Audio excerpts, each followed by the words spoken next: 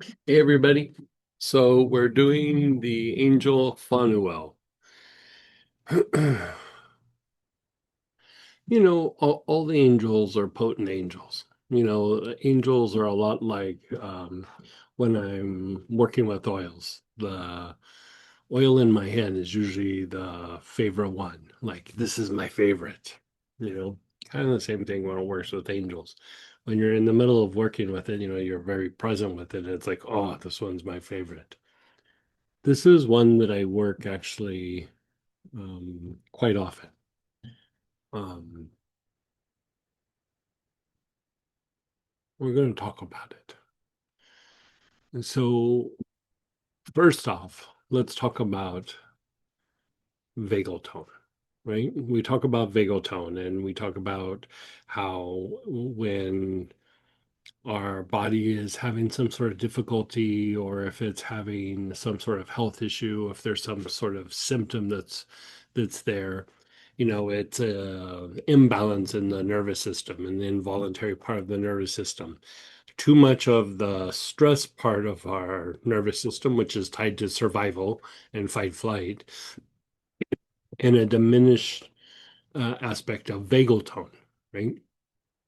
And then we try to calm down the stress component, which is tied to action and activity, and then in a negative way, fight, flight, freeze, and appease or fawn, right?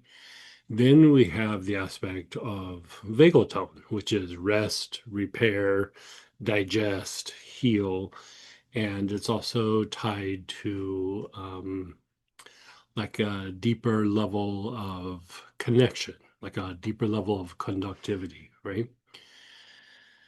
So when these two things are in balance, part of what happens is more light enters the body. More light enters the body, enters the emotions, and can enter the mind, right? Then we have the play and the balance between the intellectual mind and the intuitive mind. The intellectual mind is very focus oriented, it's very detail oriented, and it really operates from an impersonal place, like basically our past experiences, is what it's learned, what it's memorized, other people's experiences. It kind of takes this in and, does what it does. It's the survival part of our mind. It's the citizen. It's the one that goes out and does things. It goes to the store and, balances the checkbook and, does all those things. Then we have the intuitive part of the mind, which is our learning, our overcoming obstacles, our ability to materialize things, materialize and manifest things. So it's also tied to healing and a deeper level of spiritual connection. You could say guidance from the soul actually interacts with this part of the mind or this part of the brain rather than the intellectual part. So this part's intuitive. This part takes in information in the here and now and then can make adjustments. It's tied to also our creative flow, our ability to produce a result in the moment. And it's not that we're trying to have more of one than the other. We want to have a balance of the two, right? We want to be able to survive in the world. We also want to have the influence of the soul. So when we go back to the idea of vagal tone,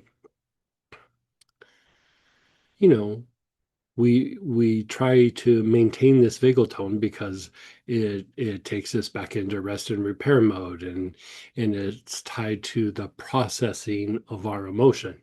When we're in fight flight, when we get a little bit agitated, our body generates some emotion so that we can thrive, right? So if we need to fight, we get a little angry. If we need to run, the body, the nervous system helps to generate some fear so that we run faster, we run longer.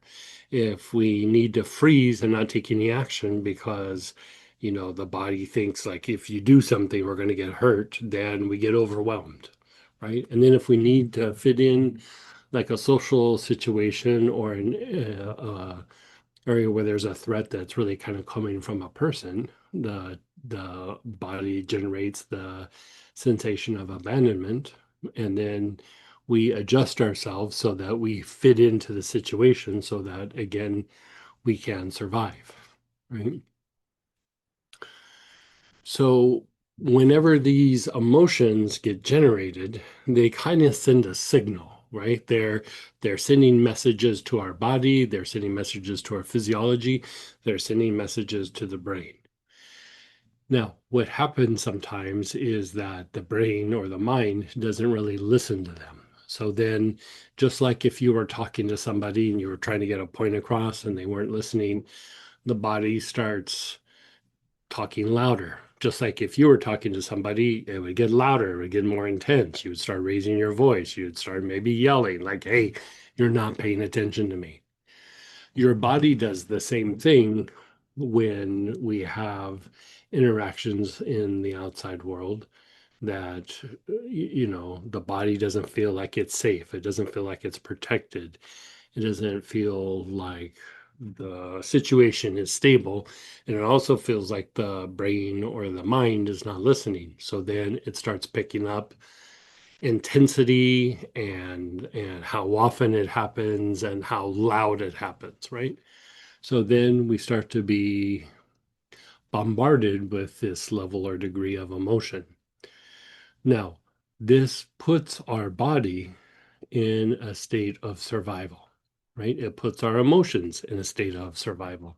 It puts the mind in a state of survival. And if we linger there long enough, what starts to happen is we become survival dominant. Now, here's the issue. When we're in vagal tone, right? What is really happening? Okay, yes, we're in rest and repair mode. Yes, we're in a place where we can digest our food. Our body is starting to heal a little bit. But if we step back and we look at it from an energetic point of view, more light is starting to enter the body. So this is tied to the mental permanent autumn, right? The mental permanent autumn that is within the pineal gland, right? So this autumn, this blue pearl, blue seed, blue autumn, whatever you want to call it, in Astara, we talk about it in some different areas, right? There's even some drawings and things that are kind of helpful if you want to process it that way. But basically, it's how light enters the body, right? It's also tied to certain kinds of rhythms in the body. When we are in fight flight and we have like negative emotions or negative thoughts, sometimes those thoughts become repetitive, right? They become repetitive. We identify with them somewhat. So, as much as we try and we try to make these things go away, part of what happens is they go away for a little bit and then boom, they're there again, right? So, the idea being that what are the mechanisms? How do we make these things go away? And really, it's a processing issue. From the point of view of survival, from the point of view of the intellect, we see this thought's in my mind, it's bothering me, it needs to go. When really, what's happening is this thought's in my mind, it needs to be processed, and it either needs to be completed or I might still need to act on it, or I still might need to do something about it, right? It's in this kind of loop, right? So the intellect just sees things from the point of view of right here, right now, and wants to get rid of it because it makes it uncomfortable or it makes it so that, there's some level or degree of agitation or it doesn't like what's happening. But really, if we look at it from the intuitive part of the mind, it's just something that needs to be processed. And if we look at it from the point of view of the nervous system and the body, those emotions, even though the signal's been generated, there's anger, there's fear, there's overwhelm, there's abandonment, they're a message that's being sent, And until it gets processed and until it gets heard, the message keeps getting sent. It just keeps getting sent until we have a moment where we go, ah, message received, right? So when we look at the idea of vagal tone, right, we're looking at the idea of vagal tone, your body's ability to rest, repair, heal, digest, basically your body's ability to increase life force. What you're really saying is that when you begin to experience vagal tone, you are beginning to experience soul energy, an increase of soul energy in the body, right? When we're in those emotions, we're not in a place of being in contact or being guided by the soul. We're in survival mode. We're in our lower nature. We're in the part of us that is very, very primal, not very driven by the soul, right? So when we have these difficult situations, and I go, okay, you see this difficult situation from the past, bring it back to vagal tone, right? Because not only do you go, ah, it feels good. Yeah, I'm relaxing. I'm not feeling as agitated. Your emotions are being processed, but also the thoughts are being broken down. And what's happening is there starts to be a greater alignment with the soul when it comes to whatever the issue is, whatever the matter is. Like we go back and we go, okay, 20 years ago, this weird thing happened. It's very upsetting. I get so stressed out or I get triggered. And you go, okay, I keep bringing it to vagal tone. Okay, so at first you just feel like, ah, I'm relaxing the body, right? But then what happens is I'm relaxing the body and I'm starting to process some of the emotions. And then it's like I'm processing some of the emotions, but there starts to be greater dimension in those past experiences. And then even in the greater dimension of what it is, right? It means it's not just the same thing over and over again, but you see these different aspects, right? When there starts to be this greater dimension, you'll notice that your thoughts begin to change, right? And really what's happening is you're increasing the level or degree of soul contact in the body, in the emotions, and in the mind. You're turning away from the survival mode and you're turning towards the soul or your higher nature, your true nature, right? You're turning from the drives of the lower and you're going, "Ah, I'm turning towards the light. I'm tuning myself to the light. I'm aligning myself with the light. So when you come back and you go, okay, I'm triggered, I'm in my body and I'm triggered by this past situation, and you go, okay, just improve vagal tone. It seems like so simple and it feels like it doesn't feel like it's addressing the issue. It's addressing the issue to a degree that the intellectual mind can't even comprehend because it's not about survival. It's about alignment with the light, which is really alignment of the soul. You're bringing the soul into the situation. You're bringing the soul into the aspect of the body, whatever difficulty you might be having. And the soul is helping us to resolve whatever the issue is. So there was this holy master that gave a bunch of teachings in theosophy to Alice Bailey, this set of books back from the day, right? And this holy master was one of the three wise men in previous times, right? And one of the statements that he makes is that whatever health issue, whatever condition that you're suffering from, really what that issue is the lack of soul contact. It's the lack of soul energy in that situation. And it doesn't mean that you're not developed, but what it means is you're in survival mode. You're in your lower nature. You're in that aspect of intellect or in the survival part of the nervous system. and that's not being processed. It's not being brought into vagal tone, which brings light into the body, and it's not bringing in intuition, which is starting to be light into the emotions and into the mind. We're stuck in this repetitive. We're stuck in this repetitive mode that is tied to survival, which is the manifestation of whatever the difficulties are. You know, the symptoms, the health issue, the emotions, the thoughts.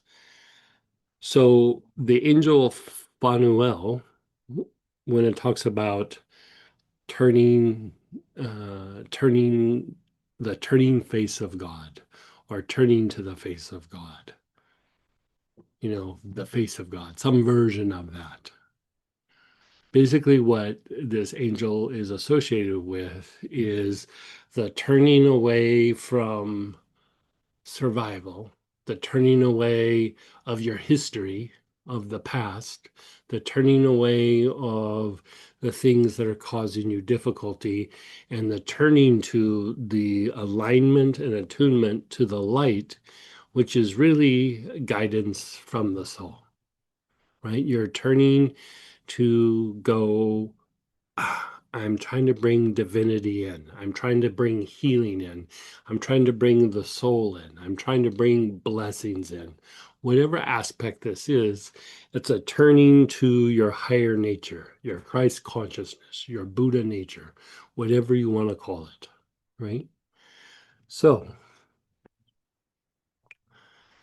that's what this angel is about.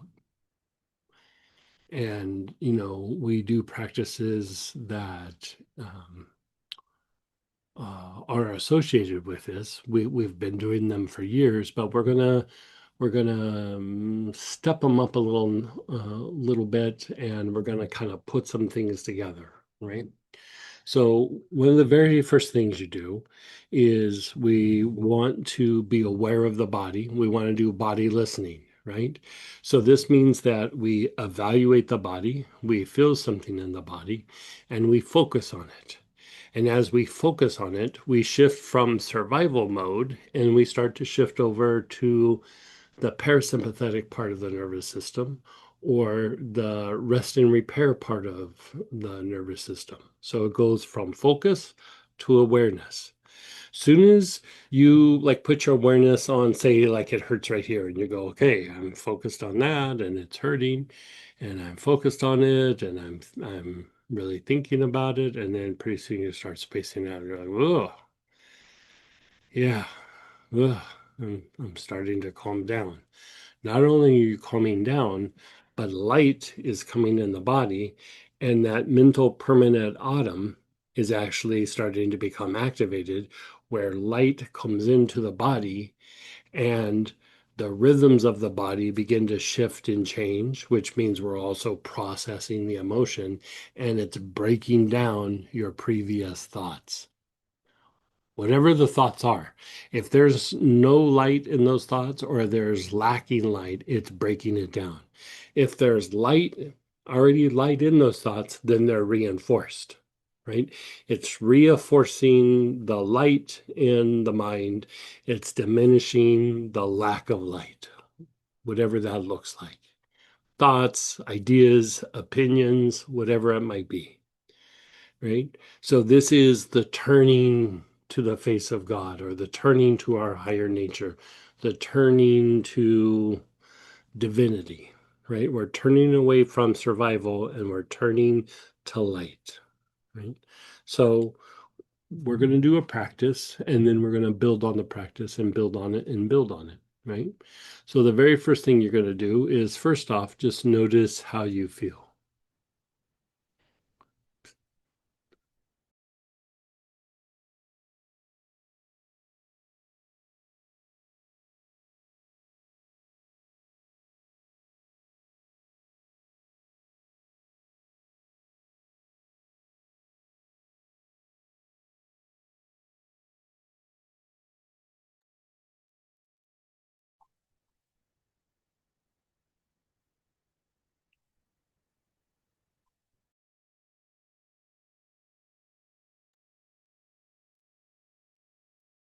Okay.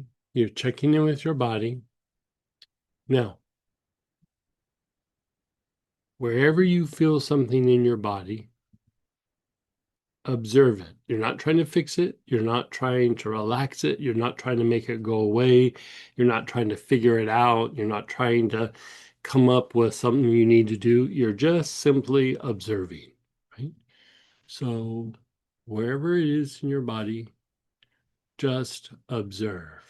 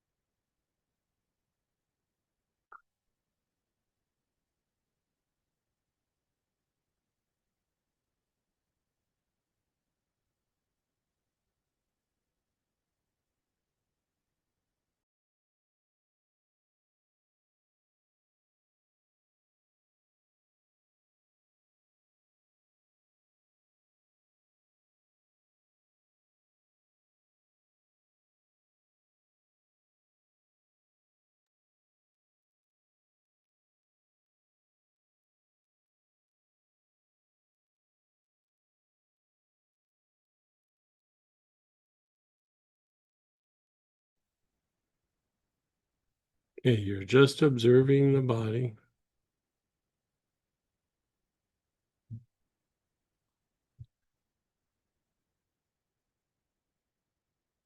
Now, let that go for a moment. Let's do it like this. Be aware of your body.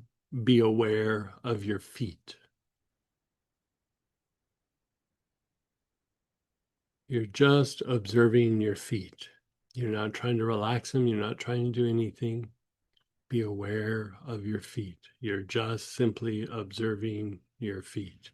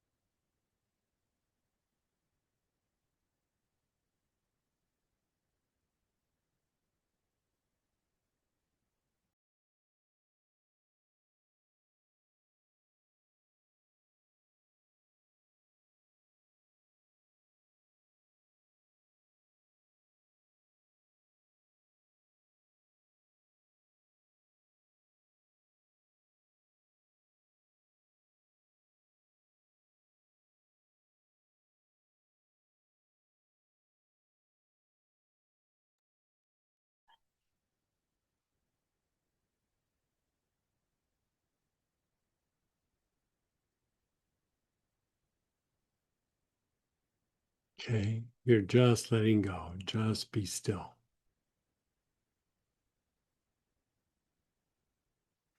Now, what's starting to happen as we shift from the focus of the area and we start to have an expand or we start to space out or whatever it is that you feel, right? Part of what's happening is you're shifting from survival mode to rest and repair mode, which means you're already beginning to align with the soul. Soul energy is increasing in the body, right? Light is increasing in the body. Now, we want to accelerate this. We want to deepen this because we're processing things in the body. We're breaking up blockages. We're helping the body to heal. We're processing the emotions. We're pushing out old emotions or emotional patterns, and we're breaking down thoughts, and we're helping to upgrade our thoughts to something that's more filled with light than survival, right? So after you observe a particular area, then we go to the back head. So opposite this area between the eyebrows on the back side, your awareness is on the back head. So your awareness is on the back head.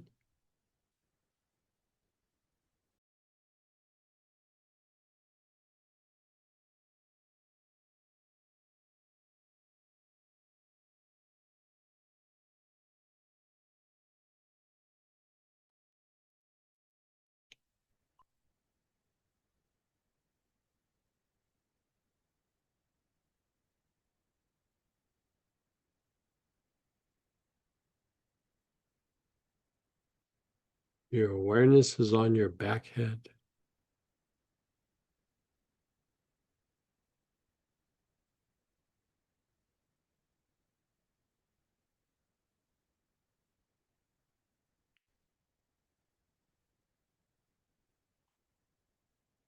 And then let that go. So when we go from a body part to the back head, it increases the amount that we're processing both in the body, the emotions, and the mind, right? So we're accelerating the process, we're deepening the process, right? So again, let's this time go to our knees. We're practicing body awareness, body listening on our knees. Your awareness is on both of your knees. You're observing your knees. You're just observing your knees. You're feeling the tension. You're feeling the heaviness. You're feeling whatever you feel.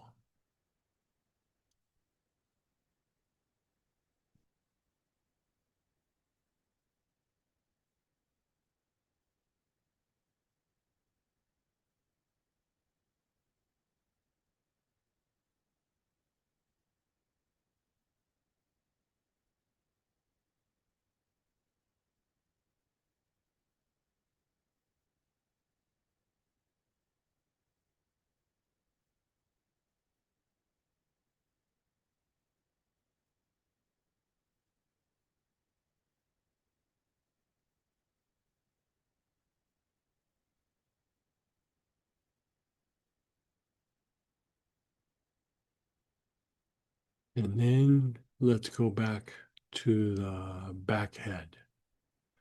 Your awareness is on the back head.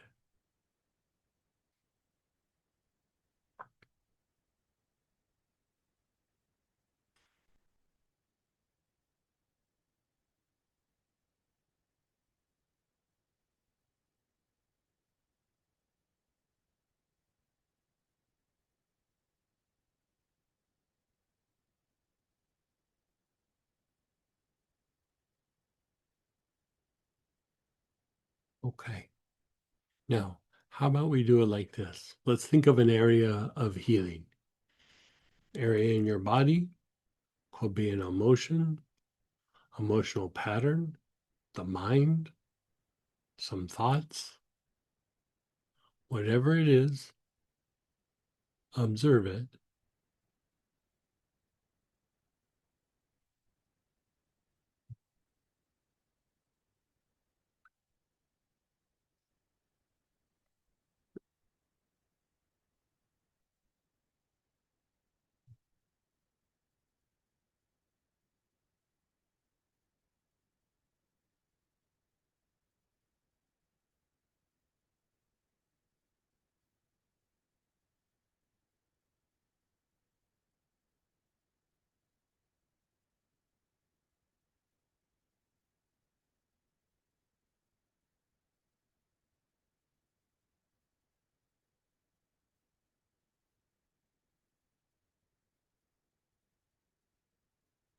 You're still observing it.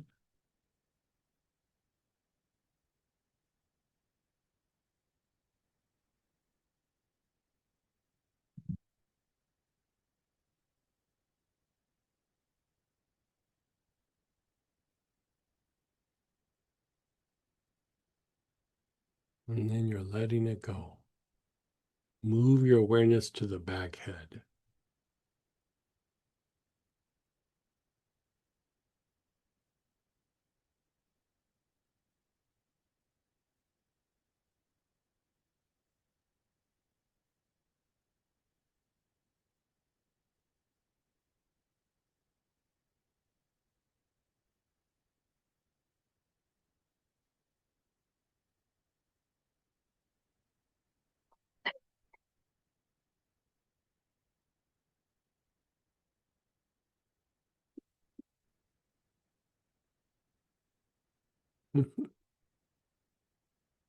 Okay, so we're going to do that same area, but this time we're going to use the name, right? We're going to use the name Phanuel.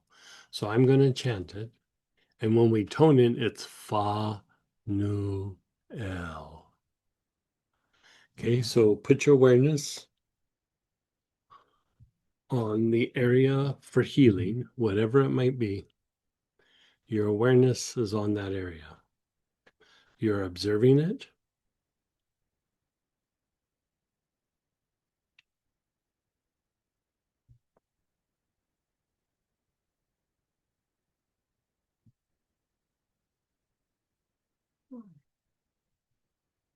Keep observing it. Keep observing it as you hear my words. Just keep observing it. And then at some point, just let go.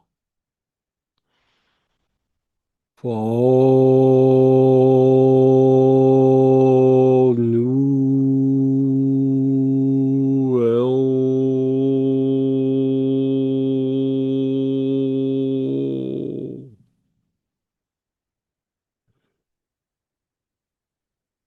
fall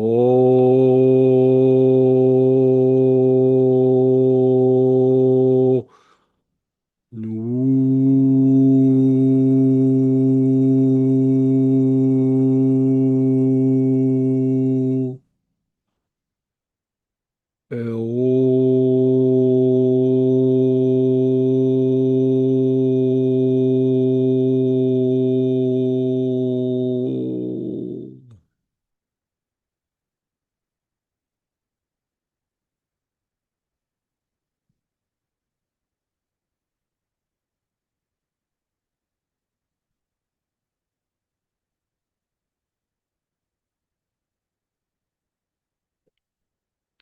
fall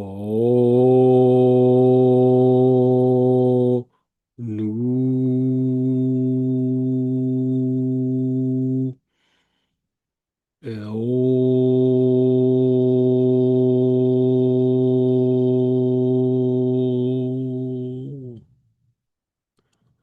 Just let go of everything. Just be still and let go.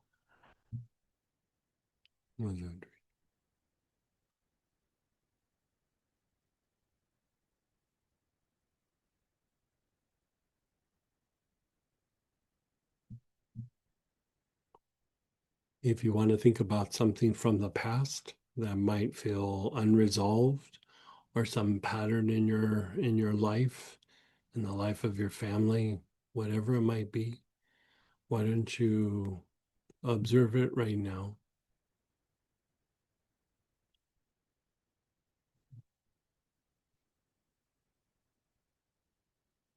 Keep observing, and then just hear my words.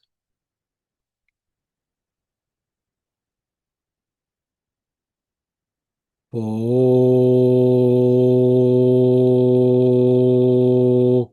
no.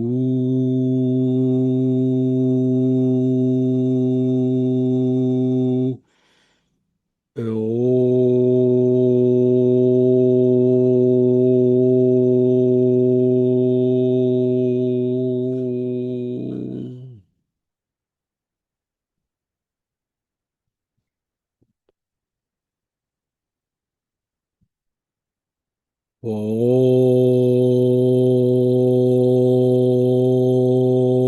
no.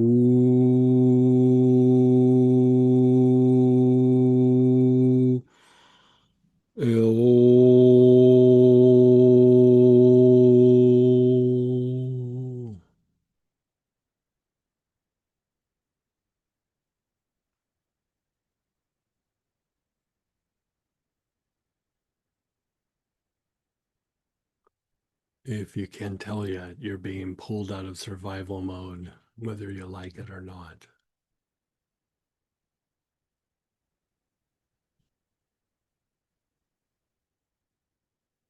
It's literally about turning away from survival, turning towards the light or to your higher nature. So I'm going to continue to chant the name a few more times. You can think of something if you want, or you can just let it wash over you.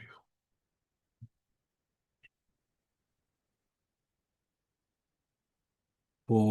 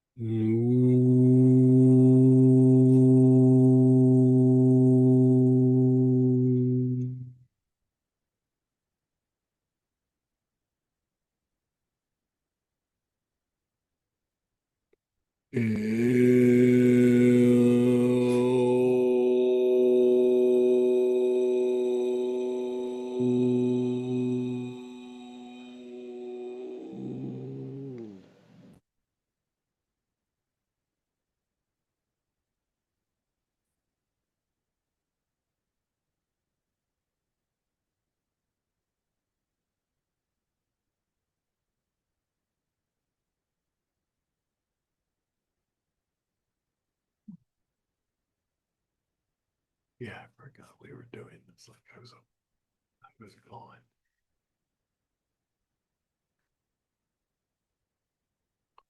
Okay.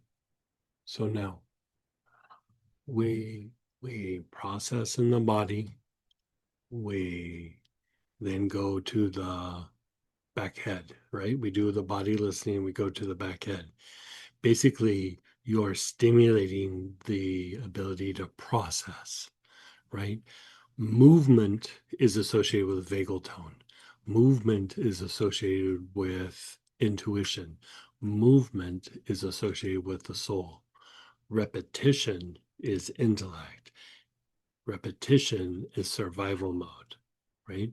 We're trying to, just for a little time, we're trying to move away from the repetition and we're trying to experience light. Like when you think of light expanding, it's not just staying in a place, it expands. There's movement, right? So we're trying to have that experience in the body.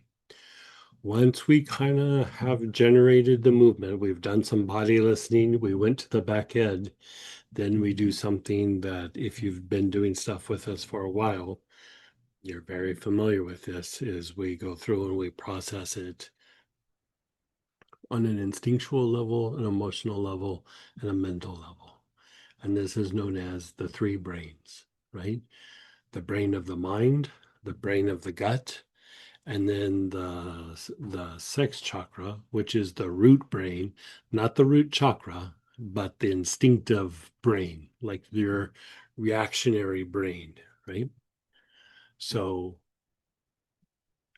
let's just run through this. Your awareness is on your sex chakra. You're not even using oils yet. Your awareness is on your sex chakra.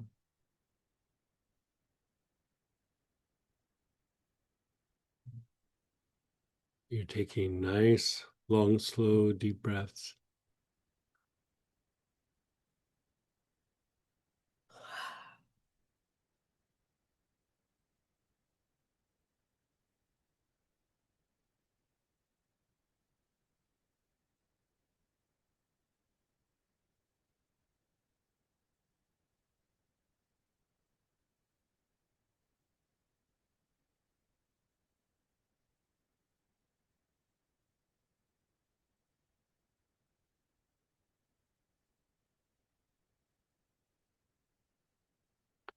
Now, move your awareness to your low back, the back side of your navel. Your awareness is on the back side of your navel on the low back.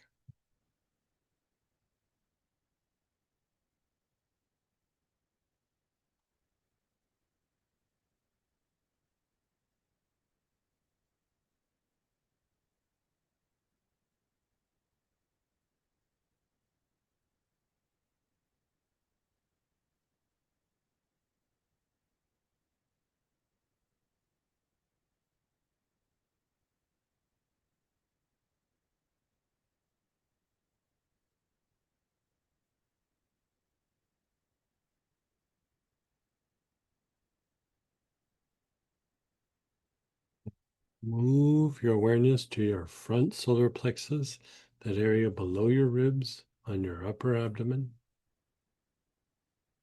You're taking nice, long, slow, deep breaths with your awareness on the front solar plexus below the ribs.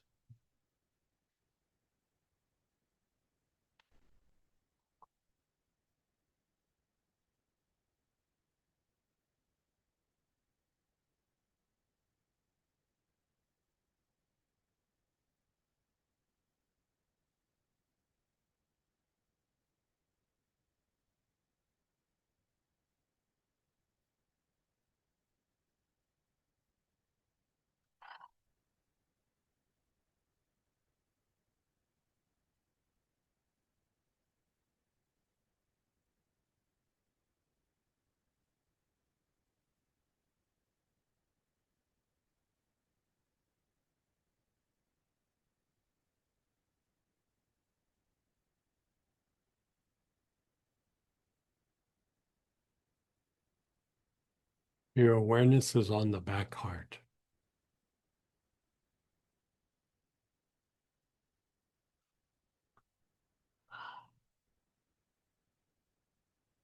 Nice, long, slow, deep breaths with your awareness between the shoulder blades.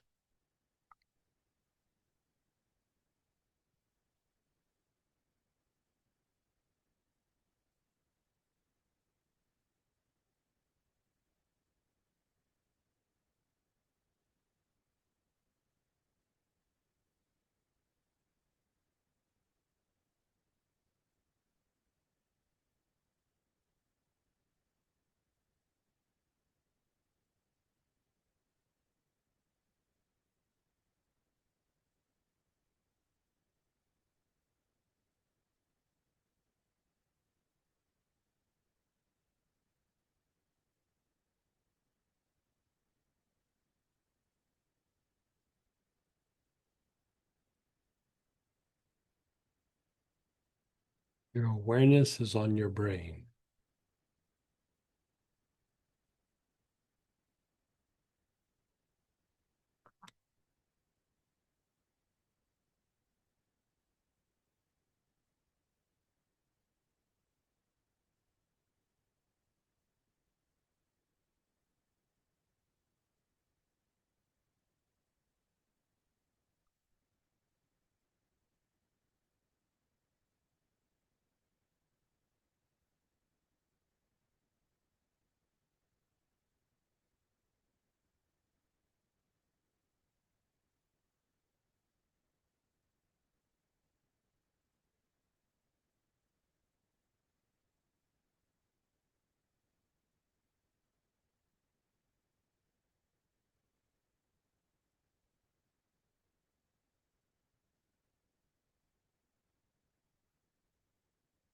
Your awareness is on top of your head, the crown, the very top of your head.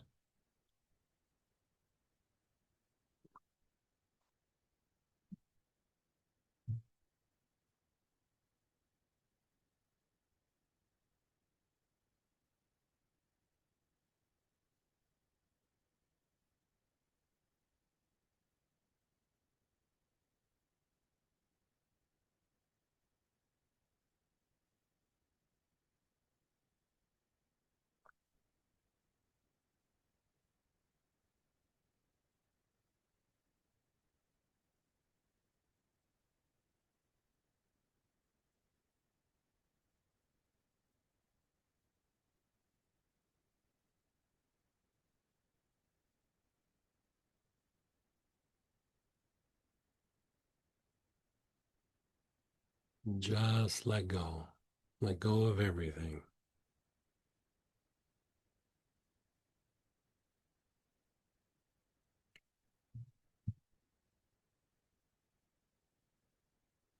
Oh,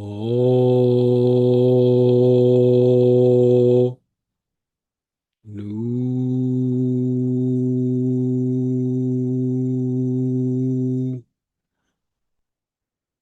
Oh.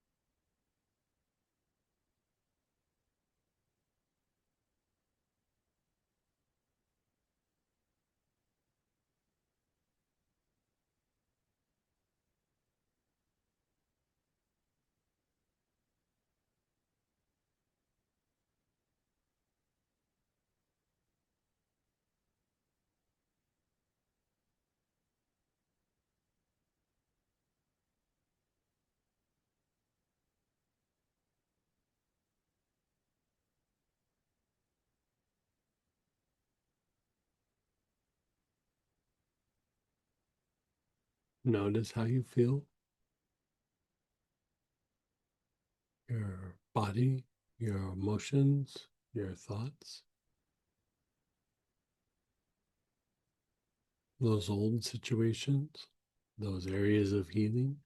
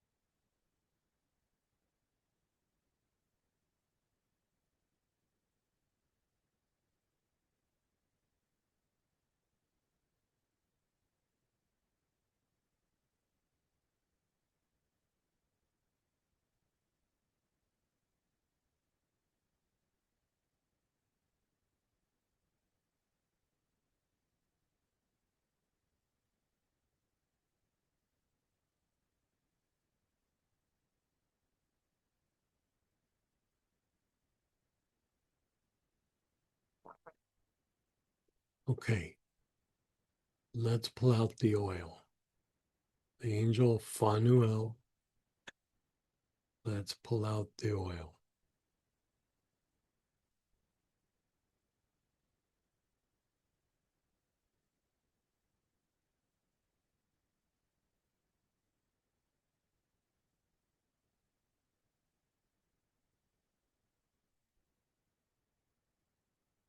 Okay, so first thing you're going to do, you're going to observe your body.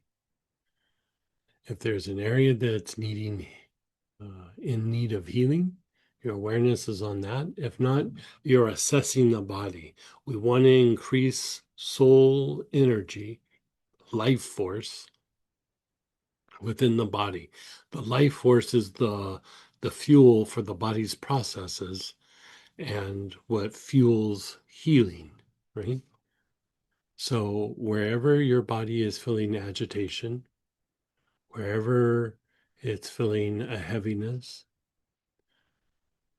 or wherever your body just needs healing, observe that area. And as you observe, begin inhaling the blend for Phanuel.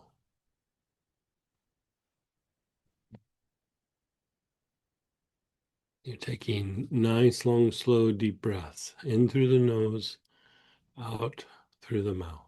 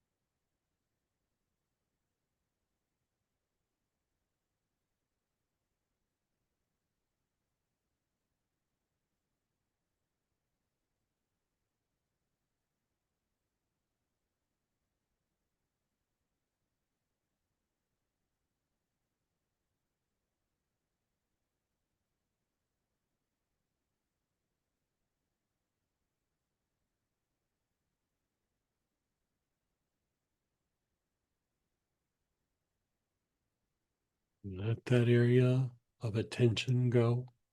Your awareness is on the back head. Your awareness is on the back head. You're taking nice, long, slow, deep breaths.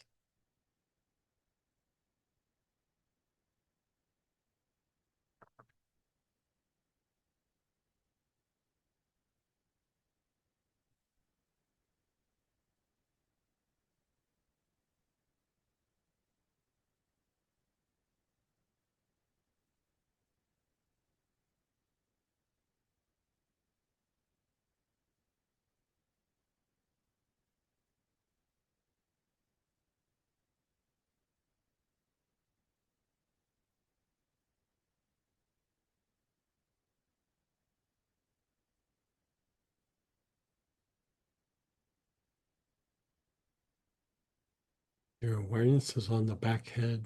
Nice, long, slow, deep breaths.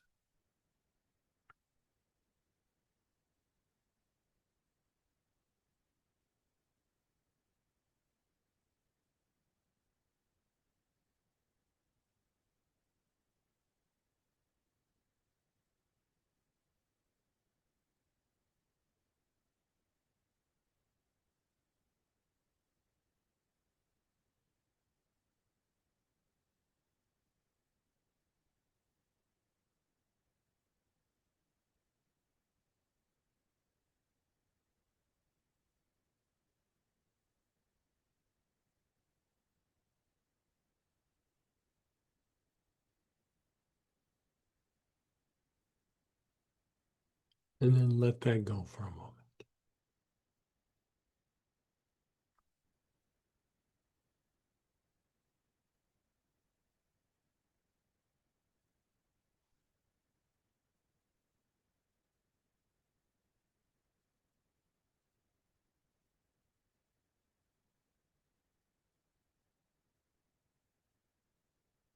Again, your awareness is on an area that needs healing, or you're just being aware of your body, somewhere where there's tension in your body.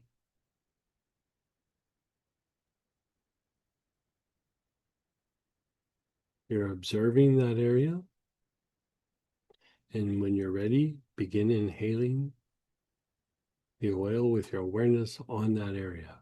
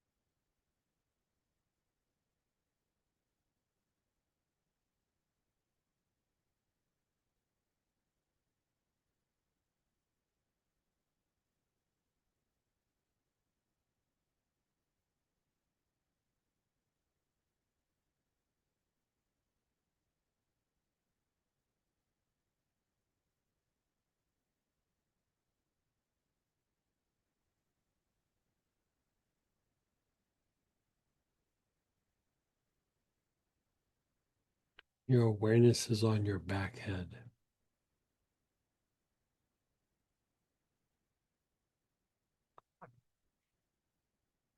Nice, long, slow, deep breaths with your awareness on the back head.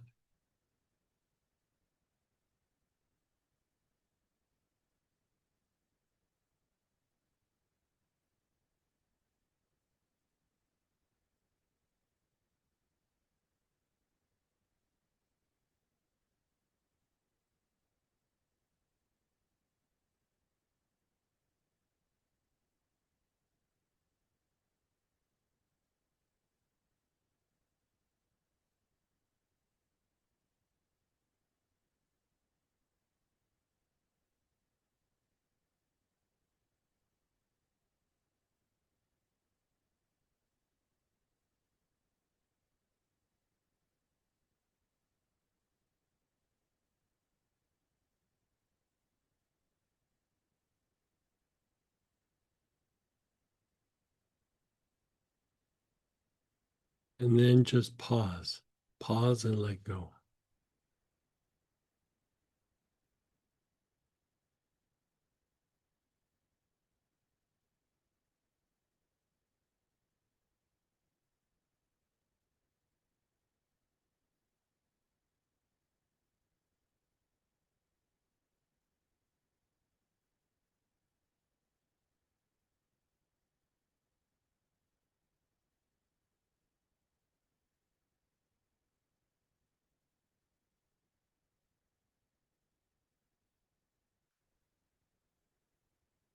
Now, let's just do one more. Something from your history, past event, could even be an active situation, some pattern in your life. Observe it. You're not setting your intention for something to happen, you're just simply observing it. The intention is to align with the light.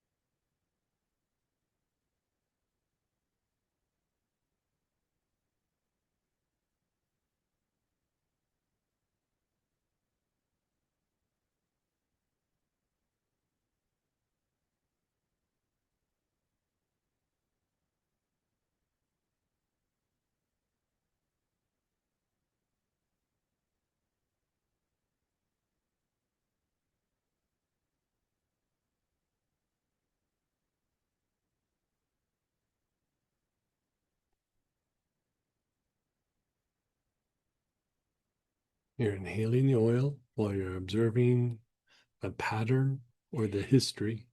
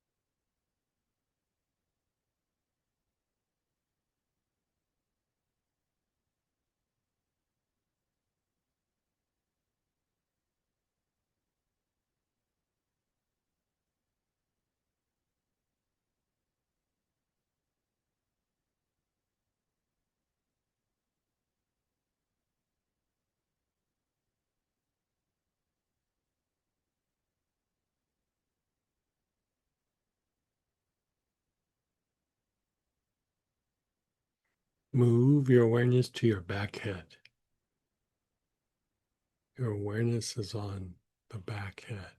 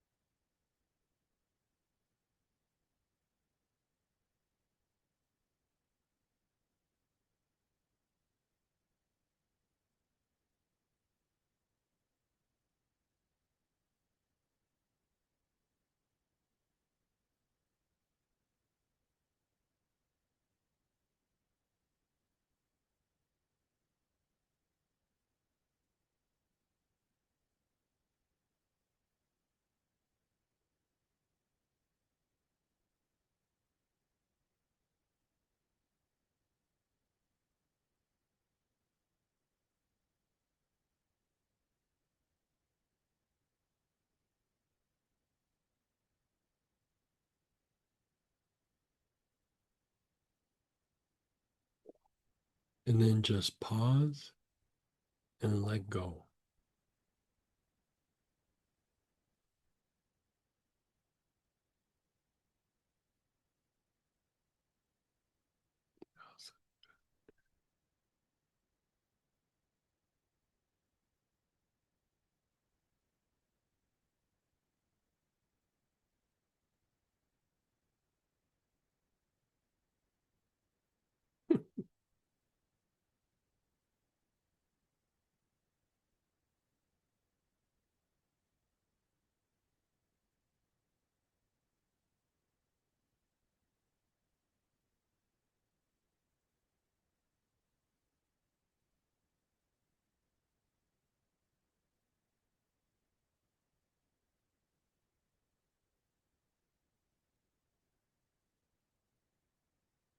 Okay, let's do the three brains.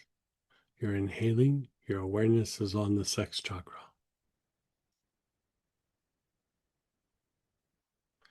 You're inhaling the oil for the angel Phanuel, your awareness is on the sex chakra.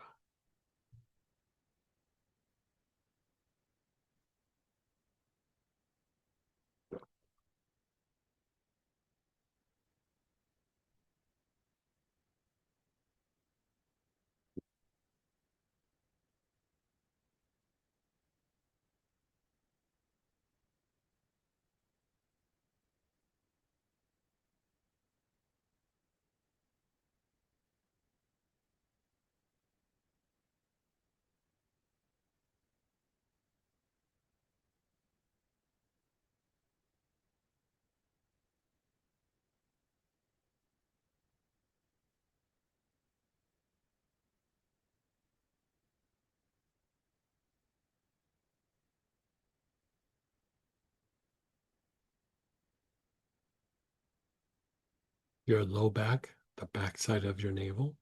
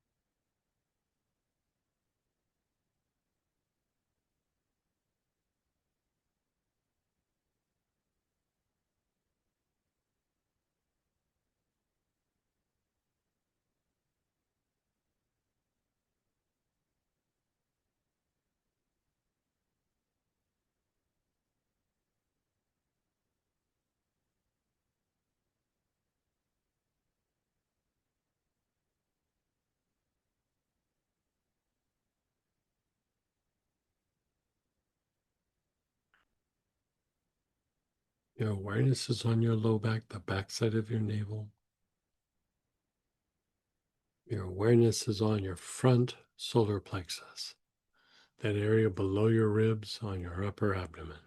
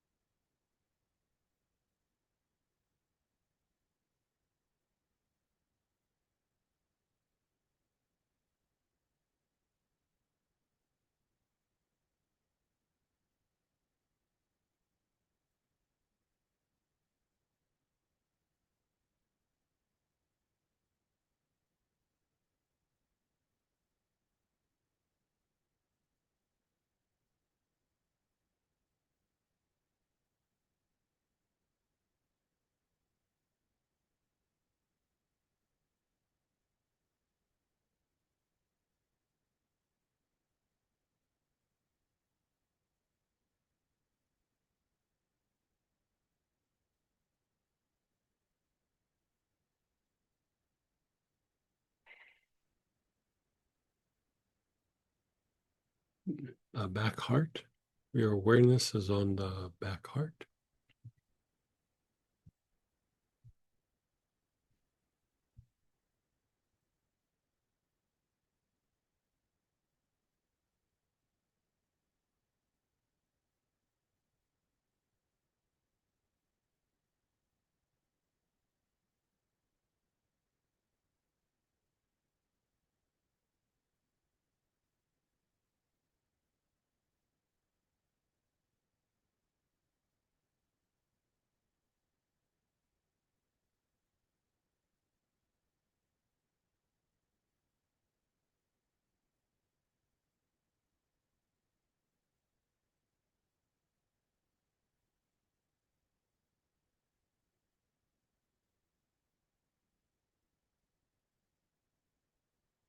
Your brain. Your awareness is on your brain.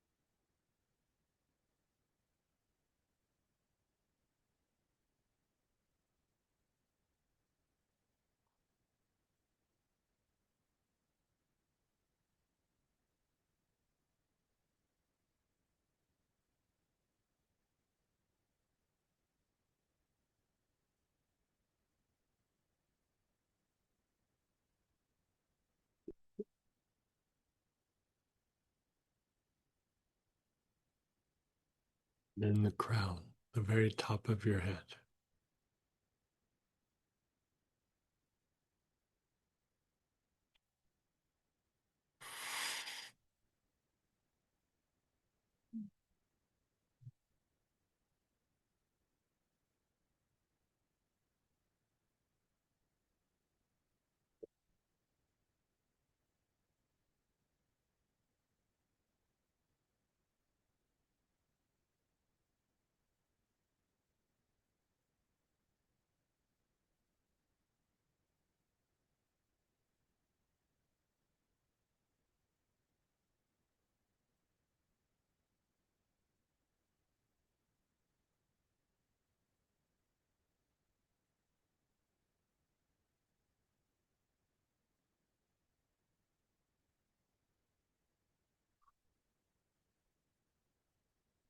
And then pause and be still. Just pause and be still. Keep your eyes closed, just be still.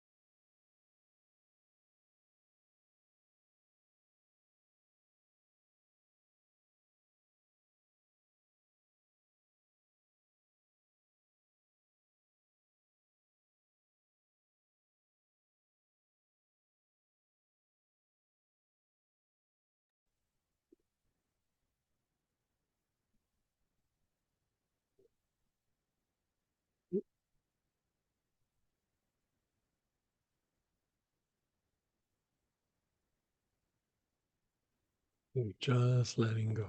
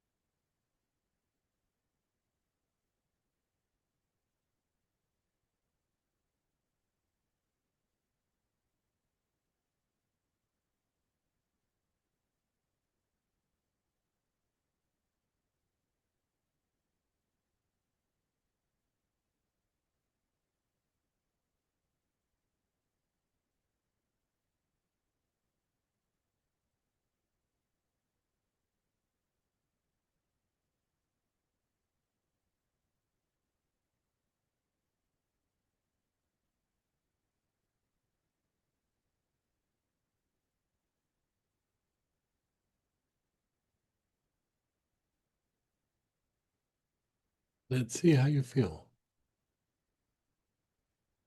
You can ask questions or do shares, unmute yourself, type in.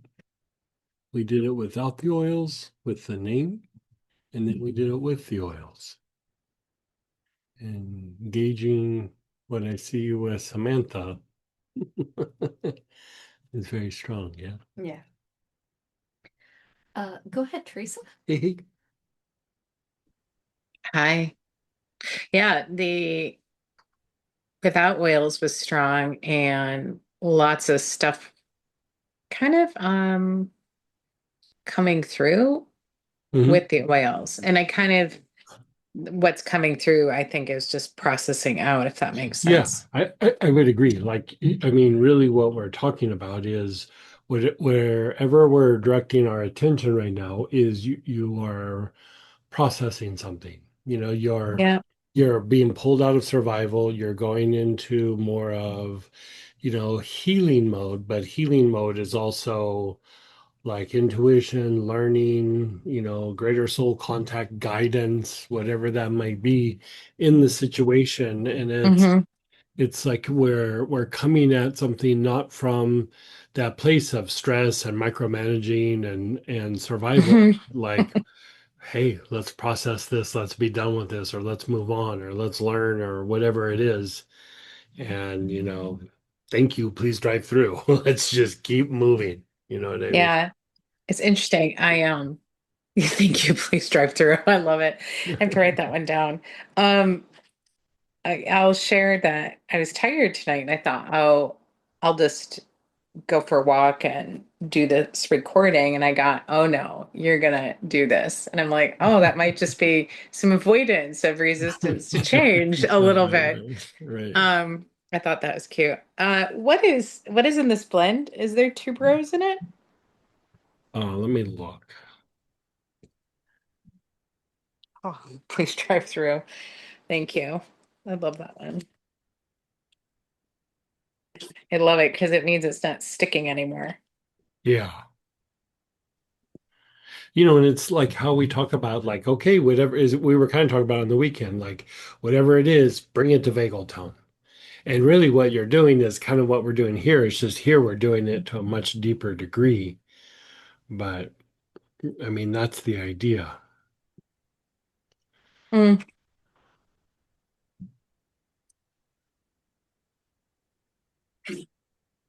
I need to look it up on my.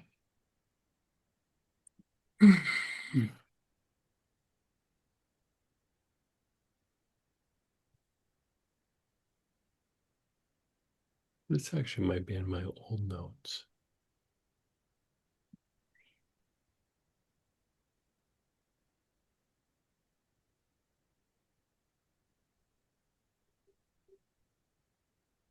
Sorry, give me just a second. Sure.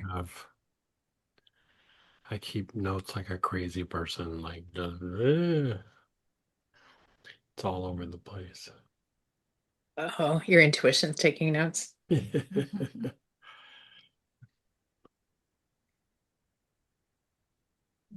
Okay, it's a lot of acacia. Okay. And then it's golden frankincense, patchouli, galbanum, sitka, and benzoin. and probably what you're smelling. I mean, it's a lot It's of acacia. acacia. Yeah, Yeah. I mean, it's two-thirds of it is acacia. Yeah. Okay, Mm. that's what I was smelling. I was like, is that Yeah, tuberose? No, acacia. Yeah. yeah, Well, if that doesn't move something right through the drive-through, I don't know yeah. what would. But anyway, thank you. So it's like, I've said this before, like acacia, when they built the Ark of the Covenant to hold the Ten Commandments, it's metal and wood and then metal and wood, and the wood they use is acacia. And then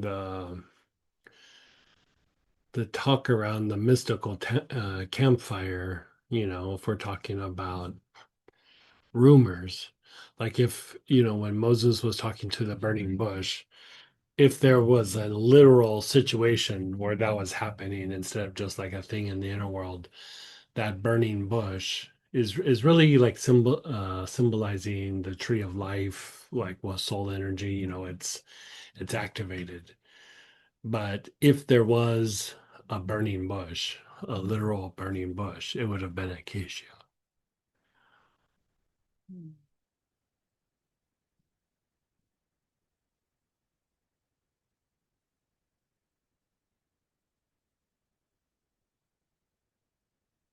Yeah. I'd say acacia is, especially for deep practices, one of the best things for pulling us out of like survival dominance or survival mode.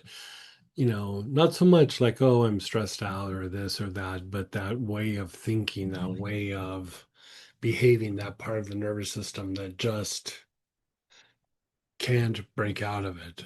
Acacia is one of the best oils for that. Yeah. Yeah, I found myself keep taking a hit. The Yeah. smell, I'm like, Yeah. oh my Yeah. gosh. It's pretty nice. So good. Denise, did you have a share question? Hey, Denise. You did for a second. Oh, I'm sorry. I had just picked up my cell phone, and if I pick it up the wrong way, I'm sorry, Sam. It unmuted me. Um, but I thought it was very, very powerful. I mean, I think I really have to be with it. I don't know if I've Mhm. been that familiar with acacia before. So the thing that I would say too, like, when we're using it for healing or we're using it for some situation or, like our history or something, when we go through and address those things, we're really, even when we're like, I'm tired of it, I had it, I want to heal it, we're still coming from the place of that survival mind, of the intellectual mind. And the more that we go in to intuition, light happens, movement happens, but then you go like, okay, well, how do I feel? Well, I don't know. I don't know. I don't know what just happened. Like because it's so far away from intellect that we really don't have a reference point, so Mm. you're like, I don't know what happened. Like I don't know how I feel. Like I don't like the mind is trying to process it and like get its bearings, but it's like if you went to sleep and while you were asleep, somebody scooped you up and took you to a different part of the country, and then you woke up and you'd go, ugh, Oh my where God. am I? Like, ugh, it's hot here. It was cold where I was at, and there's trees, and like there wasn't trees where I was at, and like what's going on? Like, it's a lot like that. And the more that we do it, the more we get used to it. But it really is like you kind of end up in this different place. And I liken it to, when we have like a near death experience, it's like a really deep level of the intuitive mind that we tap into, like when we have that close call. It's not so much about the death itself or the potential death or I was afraid or this or that, but your mind shifts out of survival because like if you die, like you're getting ready to do something very different. You're shifting out of that survival thing. And when I was young, I had a few, near death experiences. And the thing that I always walked away from is it wasn't like the things that were, I was having some real difficulties at the time. And it wasn't like, oh, they really weren't bothering me when I had that close call, you know. They weren't there. Like they were not even there. They did not exist. That was part of survival. And when you got into the intuitive mind, it wasn't like, oh, I've overcome it or it's not there. It's just Wow. not there. And so that idea of vagal tone and the idea of intuition and the idea of having these like deeper experiences, it's more than just like, oh, I'm processing this or I'm processing that. You're really beginning to experience a different part of yourself. And a lot of times, without the difficulty, we actually wouldn't get to experience that part of ourselves. Like Mhm. it's this weird thing where like I'm struggling with this, and then you kind of bring the healing to it, and it takes you to this place because of what you're struggling with. And in that, you begin to experience something that you would not have access to otherwise. Oh, that's beautiful. That's really beautiful. And a lot of this is what Acacia can bring, working with Acacia it. could do it, but especially this angel. So, like, Wow. even if you didn't have Acacia, and you're like, well, because Acacia, like, it is very rare in the aromatherapy world, very, very rare. And like say you are like going, okay, it's expensive, it's hard to get, I don't have it, I do whatever. Sit and just work the angelic name. And Mm. working the name, oh, it will take you there. If you have the oil, great. But even if you just have the name, still great. Thank you so much, Greg. Yeah. And go ahead, Dan. Hey, Dan. Hey, well, that was interesting the way you put that, because it was like there was a lot of imagery going on, Mhm. but it was like just me sitting there and like someone taking something and moving it from one place to the other. Mhm. It was just like a movement. They're taking this like package or box or something to Mhm. that's here, and here I am just sitting there watching that, as you just said, be aware of it, kind of thing. So that was Mhm. really interesting. That just kind of dovetails with what you were saying. There was a lot of blue in there too, a lot of blue, like dark blue. Interesting that I found. Yeah, sometimes it depends on what you're processing. Yeah. Like it could be any number of colors depending on what you're processing, you know. Like the idea being, like if you really look at like any difficulty, or if you look at like a karmic issue, or you go like, oh, I have this generational thing that, it just goes through, and whatever it is. If even when we look at the idea of intuition, we go, oh, it's learning, it's this, it's that. You kind of go through the list, and it's almost like we see them as these separate pieces. But intuition is just intuition. It is all of those put together, and things that, how like you have this experience and you go, it's hard to put to words. Like that's intuition. Like whatever that was intuition. And even when, I used to have this when I would go see this one particular teacher when I was really young, and I'd come back And I'd see him for a couple of days, and then he would always do a lot of ceremonies, but he would talk a bunch and everything. And then I'd come back and I'd see my friends, and they'd go, "What did he talk about?" And I'd start going, "Well, there's these like pillars." And like, I would just start talking, and it sounded like nonsense, and that I was kind of a crazy person, because like I just intellectually, I couldn't touch what had happened. Mm. And I was trying to put words to it, and I was trying to give it a theme, and I was trying to define it. And after like the third or fourth time, I was just like, I don't know how to explain it. I had some experiences. If you want to know, you're just gonna have to come and see the teacher. Like I'm not doing it justice at all. Like it's just, you know, words can't touch it. Yeah. That's when you really know you've touched very deep intuition, is like it's like trying to describe a sunset to a blind person. Mm. Yeah, you can get some facts and details in there, but they're not going to see that amazing sunset where they go, oh, Yeah. you It's know, yeah. It doesn't paint the picture right. It's just a kind no. of like, yeah, a word versus yeah, a feeling or a place to be or something like that. Yeah. Cool. Thank you. Me so. And go ahead, Teresa.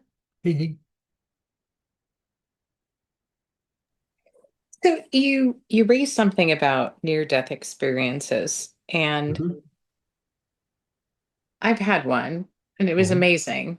mhm. But I'm coming to the awareness that the events that led up to it, and maybe some underlying beliefs that were, conditioned in me, that even though it was a great experience, there was some negative connotation maybe around punishment. So that is just come up now. So would this be the angel to just kind of strip that Yeah, whatever away? it is, whatever the story is, I would say, I mean, you could probably do it with several angels, but the reason why I work this angel a lot Yeah. is whatever that crap was, it's Yep. literally like turning away from it, just going, So it's not yeah, yeah. about like needing to figure anything out or resolve it. It was just like, we had a good time, yeah, maybe we'll see each other again at some point, but literally, thank you, please drive through. I'm like, Yeah, it's interesting because when we yeah. started working on it like that, I just saw myself like raise my hands in this big cloud of yuck, like the story. I'm Hmm. like, all this shit can go. Hmm. And I didn't realize that within the weaving of the story, which is distorted, right? Hmm. Was that near death experience until you brought it up. But thank you. Hmm. Yes, please drive through.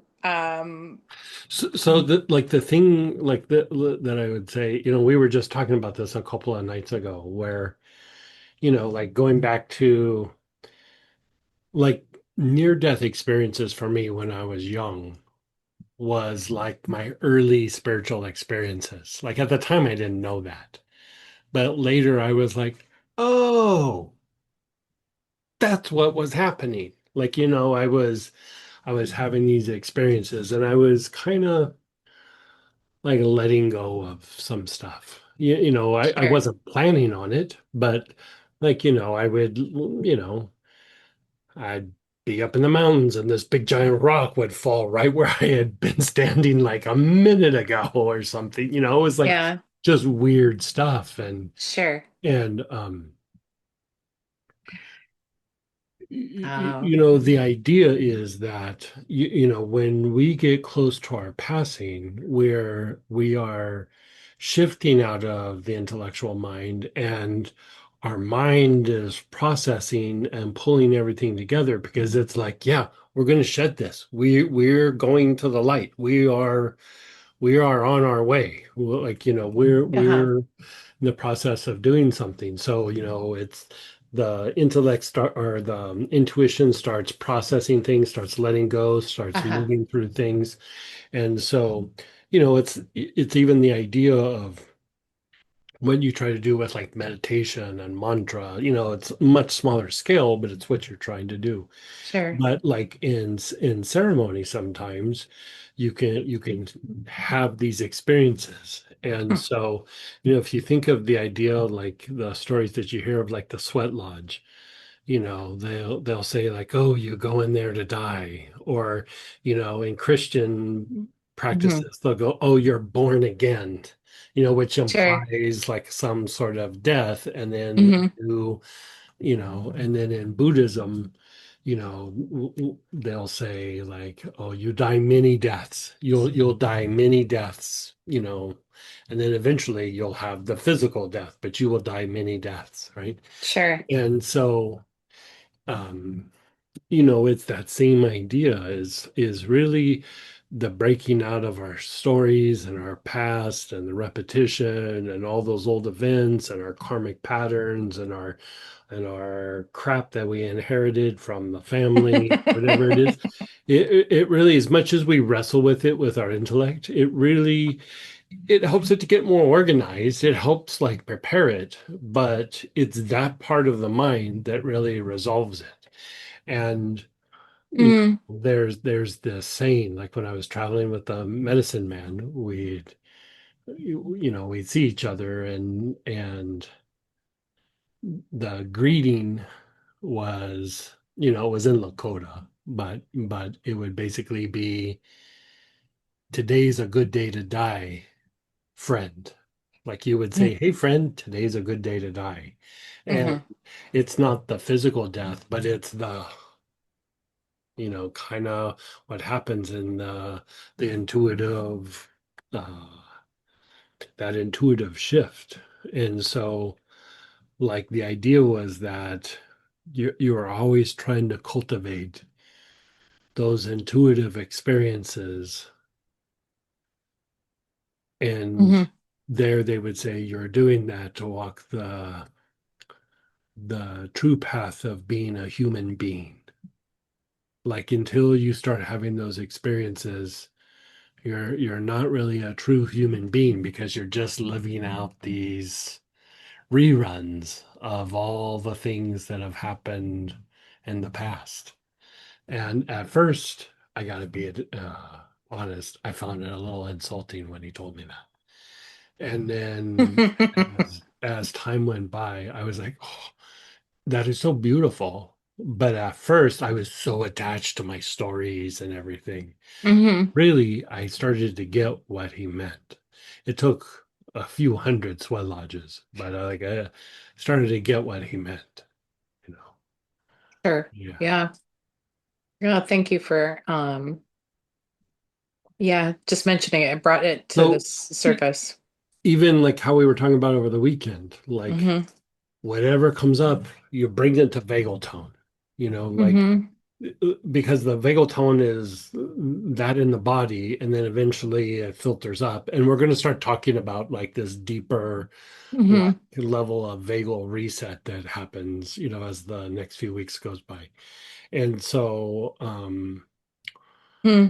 whatever the issue is, you're kind of when you keep setting vagal tone, you're really setting up for uh, this like bye. You know, we had fun. We didn't. We had this like weird back and forth. We kind of fought. Yeah, whatever. You know, and it's not even like it is something to resolve. It's something that we just kind of. It's like the lotus rising up out of the mud. You know, Yeah. it's That's a just we rise up out of it, and we're like, yeah, I'm done. I'm not doing this anymore. You know, but it takes, you know, it takes a lot of wrestling with it before we go, ah, I don't have to do this anymore. You know, we just yeah. don't have to do it anymore. Yep. Yeah. Ooh, I just got something else too. Thank you. You're And so, I must have been in a lot of mud. aren't we all? Oh, bless you for saying that, Greg. Yeah, I would love to say I'm not in the mud anymore, but like, ugh, Uh, ugh. I didn't I feel even know it dirty was on the mud. inside. Oh, well, you're a beautiful lotus, so thank Yeah, you. thank you. And go ahead, Dennis. Hey, Dennis. Hi there. This How'd you was do? a this was a very uh, timely, appropriate session. Several hours earlier, I was reminded that I learned the fact several years ago that my older brother used to, on purpose, my mother into rage. There's three Mm. boys. Yeah. I'm the middle, and my older brother, Rick. I'm telling this story, so I know you guys are all past the story, but I'm getting through it. So here it goes. My older brother, he was taught take care of your younger two brothers. Mhm. So it was quite a shock to hear two chronologic years ago, Rick said, "You know, I used to piss off mom on purpose." And I didn't know what to do with it, so I just let it put it away in the back. And then today it came to the forefront. And when my mom was pissed, the routine was she would fire machine gun bullets of shame at the three boys. Right. And then she would go in the bedroom, slam the door, and cry uncontrollably. And then my father would rage at us and say, "Look what you three people did to your mother." And then my mom would open the door and say, "Oh no, you're not free of it either, Father." And she'd rage at him. And then she'd go back and slam the door and cry part two. And Mhm. then my father would glare at us with a raging glare. So, boy, did we feel really, really small. So that's the story. So this afternoon, I was able to process to some degree using uh, Serenity Mhm. ointment and No Ga High L, Mhm. what my older brother did. And after some rest, it's time for this angel session. So I'm processing some more about my older brother. And then it came to me, I'll call it inspiration or intuition or something without words, came to me, why don't I let go of the story of my mother raging at us and my father? I know intellectually they were overwhelmed having three boys. My mother grew up in a house of three girls. My father did not have a living father. So they're all, what is it, doing it by the seat of their pants. Mhm. So, three-quarters of this session with this angel, I've forgotten his name already, or its name already, is letting go of the story of my parents raging at us because they were overwhelmed. So that's to me um, uh, So can I satisfying. make a suggestion? Yeah, So like I think you've identified like the areas pretty well. Like there was the dynamic with the mom, with the dad, with the brother, yeah, and then like all of them. So identifying that, but also I would visit each piece. Like I would visit each piece kind of individually, and eventually they're going to kind of merge together. But I would say the biggest piece, like after doing those different situations is keep going, okay, but how did I feel when all that was happening? And I know like intellectually it was like, well, I was this and I was like that. But there is probably even like a deeper, more primal level of survival that really doesn't have the words that the mind uses. Because just like intuition, it's hard to touch the intuition with words and being able to explain it.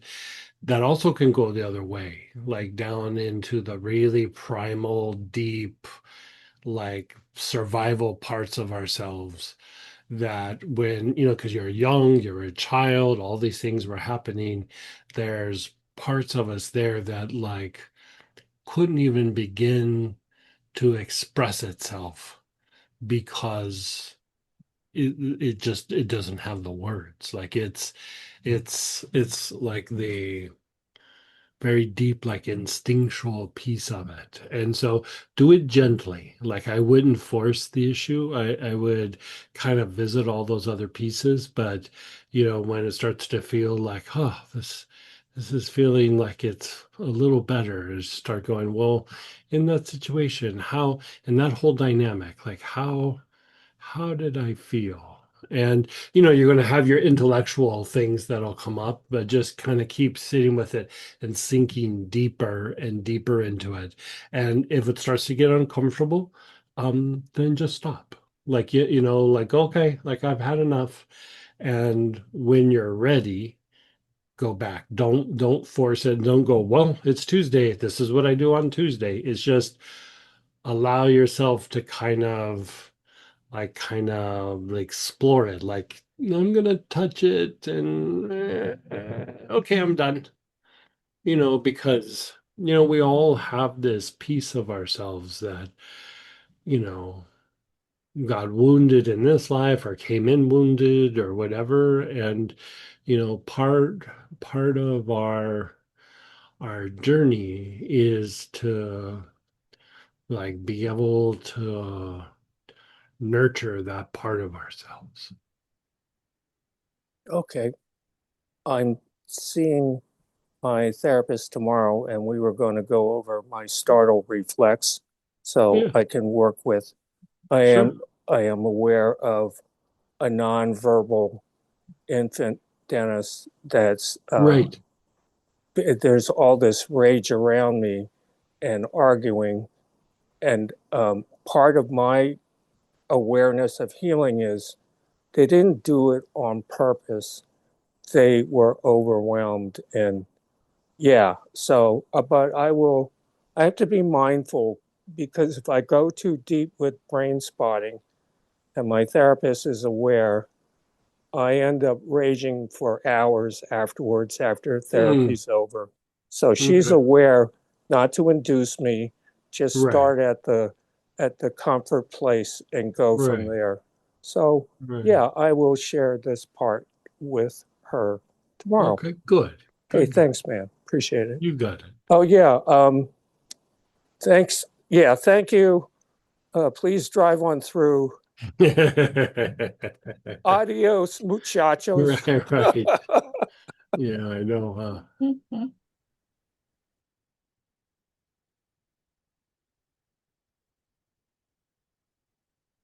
Yeah.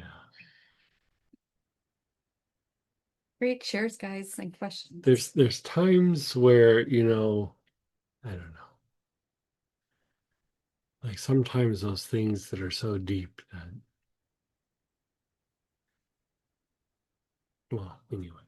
Someone did just share. Thank you for the permission to nurture ourselves. Yeah.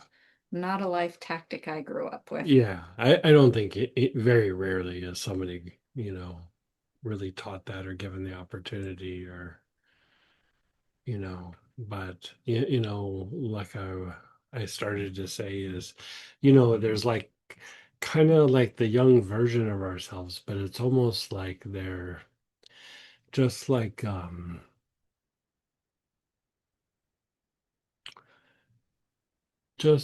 we experience the soul from time to time.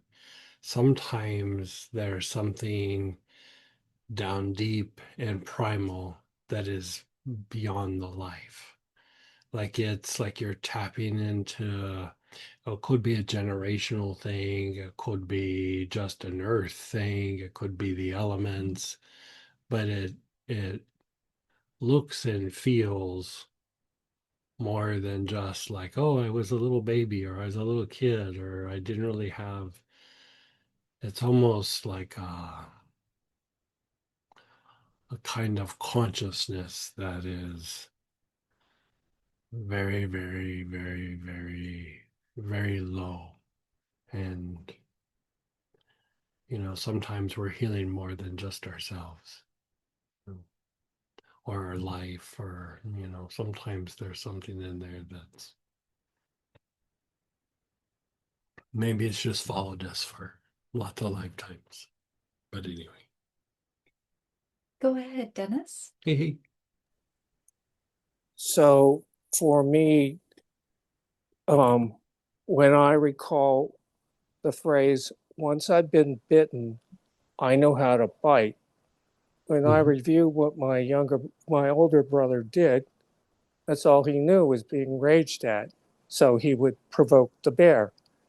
Right. And I take that as an adult, certain world leaders, particularly one who seems to like the color orange, when I can think, oh, this individual, once he's been bitten, he knows how to bite, or she knows how to bite, and they're biting a lot because they have a lot of power. I'm not saying that this changes anything except me, and Yeah. underneath, we are all alike. It helps Yeah. me It's a very human thing. Yeah. vis-a-vis codependency and healthy boundaries and detachment, because I used to bite the hook and feed into all this acting out with anger and rage. And now I don't quite so much. Good. So that's as far as I've gotten. Thank you. Good, good, good. Yeah, thanks again for your shares, guys. Okay, so I think we're good with. Yeah. Okay, so let's do a little bit more. We're going to do it with the oil and with the angel name.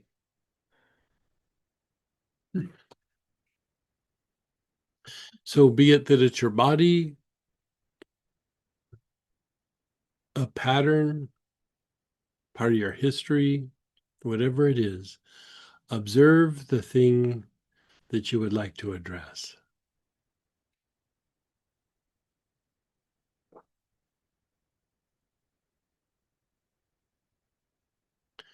And then whatever it is, you're observing it and you're starting to take nice, long, slow, deep breaths.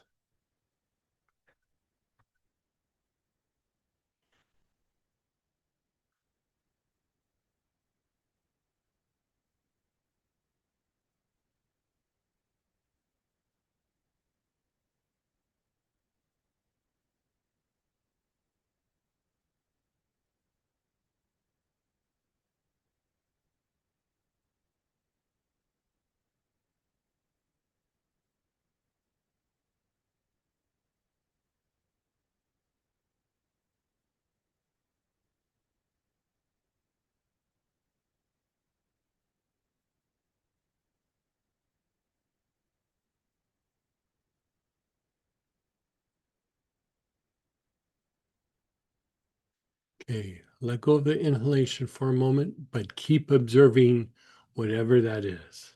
Whatever the situation, you're still observing it.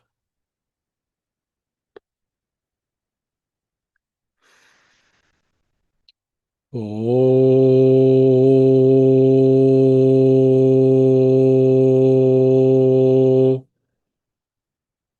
no.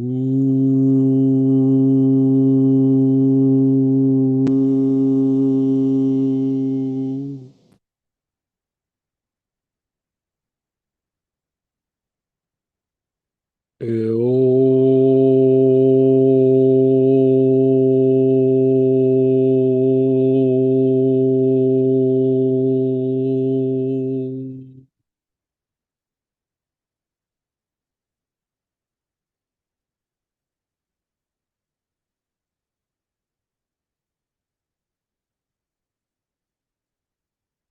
Oh,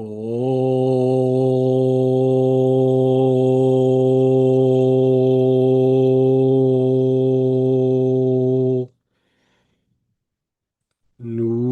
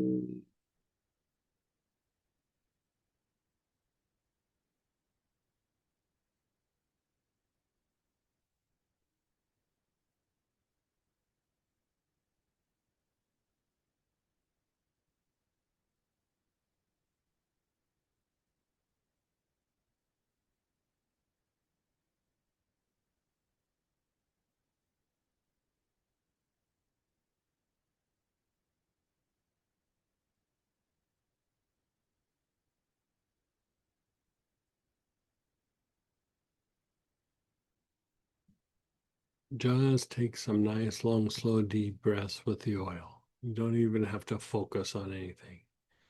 Some nice, long, slow, deep breaths.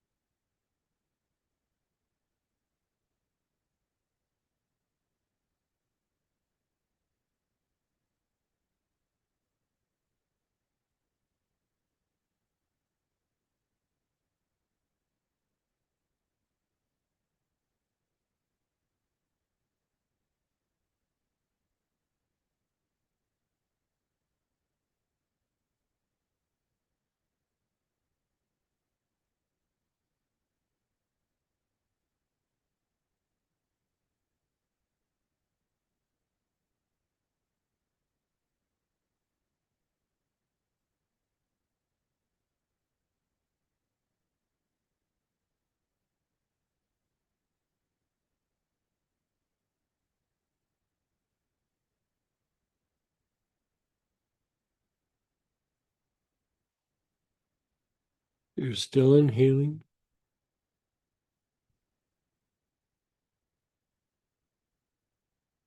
Oh, nu.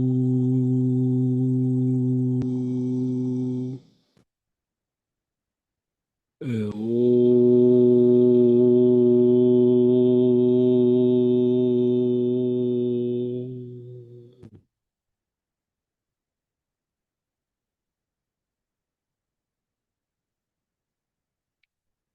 Oh, nu.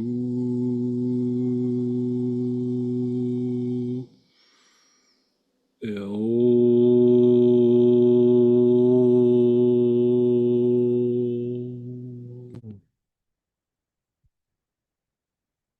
Your awareness is on your back head.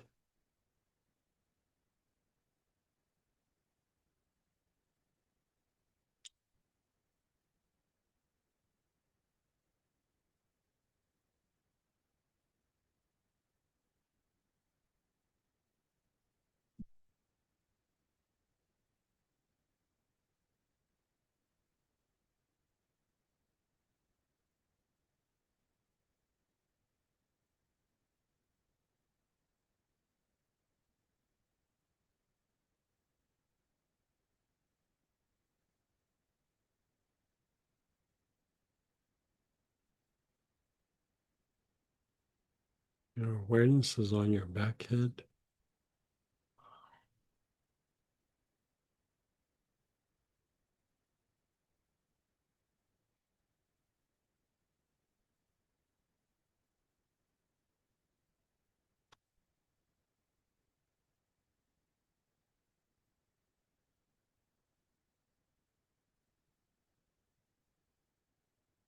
And you're just letting go.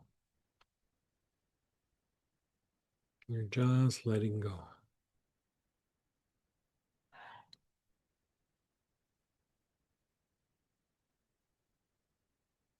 Now, the idea is if you're going through something and you're processing it, do as many cycles of the three brains as you need. It might be once, might be twice, might be 3 times, whatever you need. Okay, so let's do it again. Your awareness is on the sex chakra. You're taking nice, long, slow, deep breaths.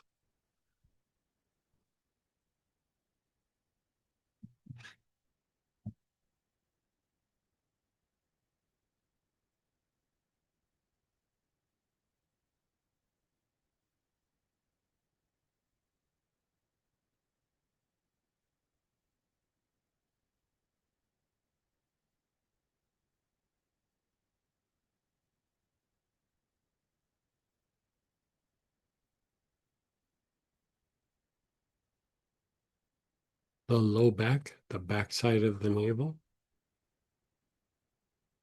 Your awareness is on the low back, the back side of the navel.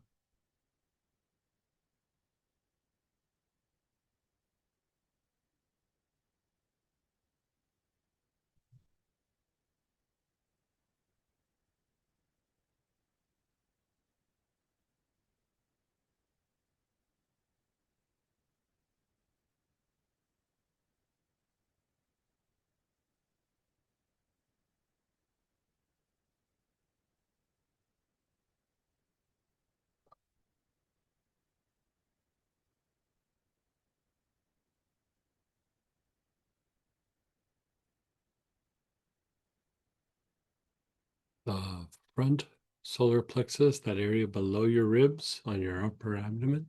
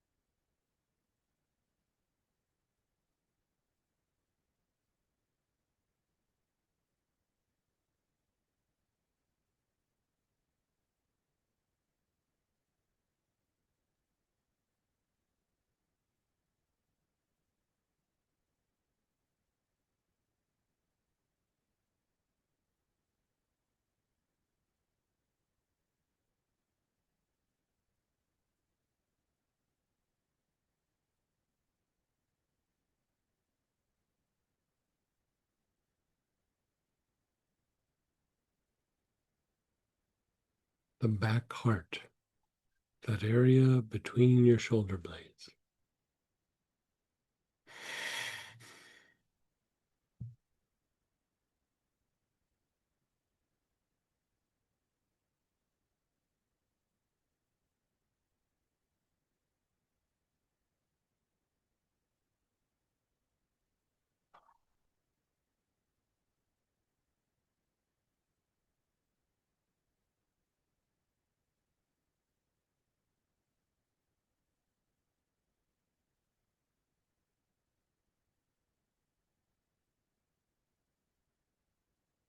Your brain, your awareness is on your brain.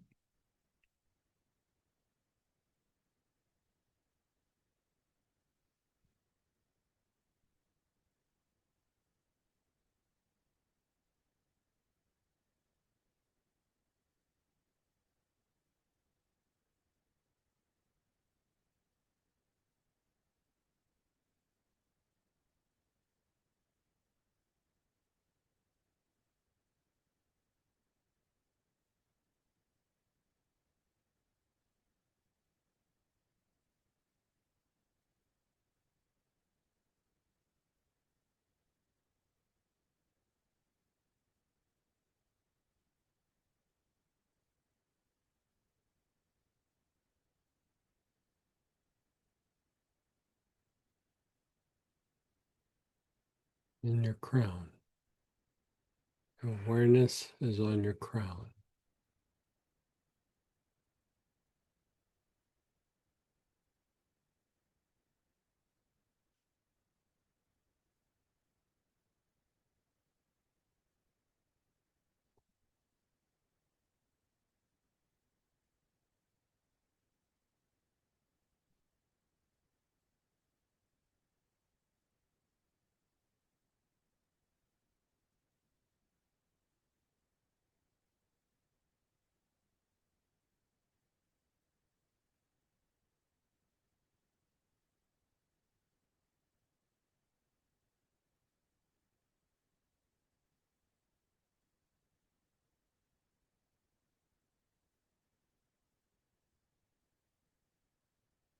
Your awareness is on your brain. Move your awareness to the crown.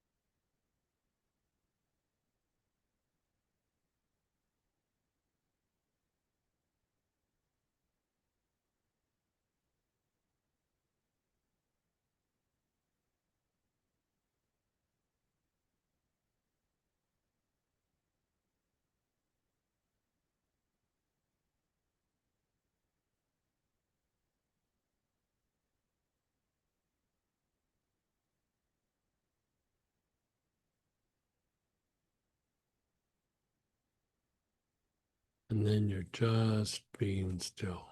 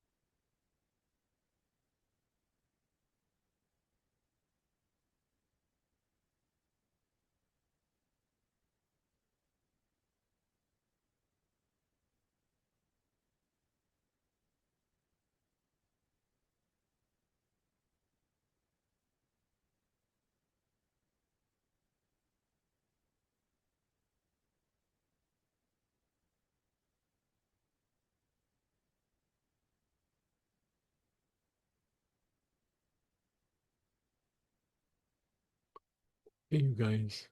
Hope you had a good session.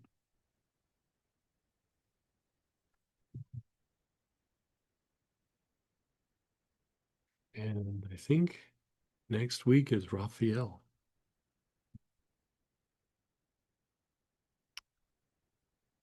So we're going to slide over to the Tuesday night prayer petition blessing.